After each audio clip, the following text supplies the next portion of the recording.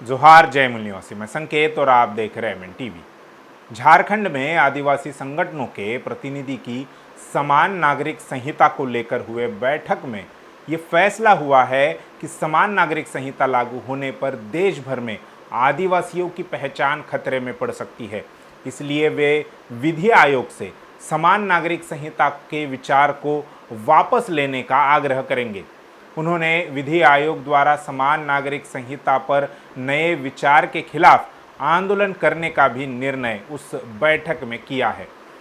आदिवासी समन्वय समिति यानी एएसएस के बैनर तले इकट्ठा हुए 30 से ज़्यादा आदिवासी संगठनों ने इस बात पर संदेह जताया है कि समान नागरिक संहिता यानी यूसीसी कई जनजातीय प्रथागत कानूनों और अधिकारों को कमज़ोर कर सकता है।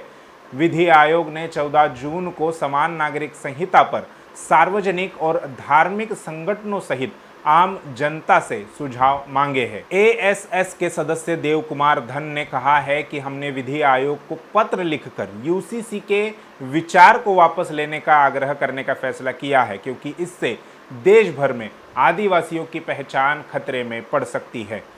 समिति 5 जुलाई को झारखंड राजभवन के पास यूसीसी के खिलाफ प्रदर्शन कर राज्यपाल को एक ज्ञापन सौंपेंगे और यूसीसी के विचार को वापस लेने के लिए केंद्र से अनुरोध करने का आग्रह करेंगे। धन ने आरोप लगाया कि यूसीसी के बहाने आदिवासी प्रथागत कानूनों, छोटा नागपुर काश्तकरी और संथाल परगना काश्तकरी अधिनियम, विल्किंसन नियम, पेशा कानून, 5वीं अनुसूचित क्षेत्र के नियमों, आदिवासियों के विवाह और तलाक कानूनों को खत्म करने की एक साजिश प्रतीत होती है। देव कुमार धन ने कहा कि अगर उनकी मांग पर विचार नहीं किया गया तो देश भर से आदिवासी दिल्ली जाएंगे और वहां पर विरोध प्रदर्शन करेंगे। दरअसल आयोग ने 7 साल पहले जनता से राय ली थी।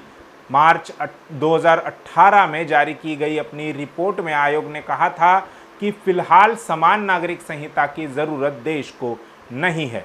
देव कुमार धन ने पीटीआई से कहा कि बैठक में हमने विधि आयोग को पत्र लिखकर यूसीसी के विचार को वापस लेने का आग्रह करने का फैसला किया है, क्योंकि इससे देश भर में आदिवासियों की पहचान खतरे में पड़ सकती है। आदिवासी जन परिषद के अध्यक्ष प्रेम साही मुंडा ने कहा कि आदिवासी अपनी जमीन से गहराई से जुड़े हुए हैं।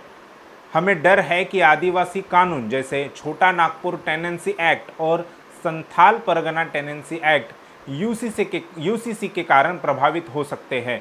दोनों कानून आदिवासी भूमि को सुरक्षा प्रदान करते हैं। उन्होंने कहा कि दोनों कानूनों में संशोधन के लिए पहले भी कई प्रयास किए गए हैं। उन्होंने आगे कहा कि वे ऐसे किसी भी कानून को अनुमति नहीं देंगे जो आदिवासियों से जमीन छीन ले। वहीं नागालैंड के एक चर्च निकाय और एक आदिवासी संगठन ने कहा है कि यूसीसी के लागू होने पर अल्पसंख्यकों और जनजातीय लोगों के मौलिक अधिकार का उल्लंघन होगा।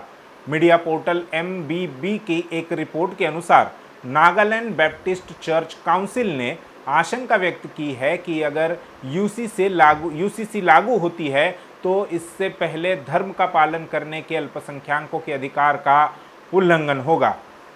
जबकि नागालैंड ट्राइबल काउंसिल NTC ने दावा किया है कि यूसीसी संविधान के अनुच्छेद 371A के प्रावधानों को कमजोर कर देगी, जिसमें कहा गया है कि नागाओं की धार्मिक और सामाजिक प्रथाओं, नागा प्रथागत कानून एवं प्रक्रिया से संबंधित और अन्य मामलों में संसद का कोई भी अधिनियम राज्य पर लागू नहीं होगा।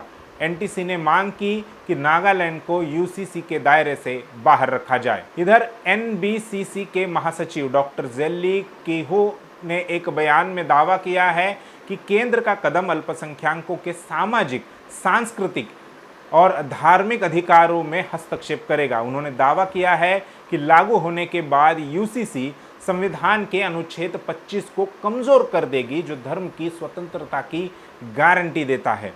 इसमें हैरान करने वाली बात यह है कि भारत के विधि आयोग ने समान नागरिक संहिता यानी यूसीसी पर अभी तक कोई भी मसौदा तैयार नहीं किया है और बिना मसौदा तैयार किए ही वे लोगों से सुझाव मांग रहे हैं।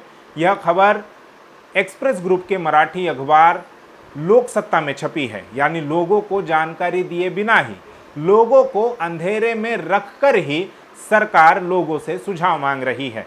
इससे यह भी सिद्ध होता है कि सरकार को समान नागरिक संहिता लागू नहीं करनी है, बल्कि इससे केवल मात्र हिंदू मुसलमान का माहौल बनाकर SC ST OBC का इस्तेमाल कर सत्ता पर काबिज होना है।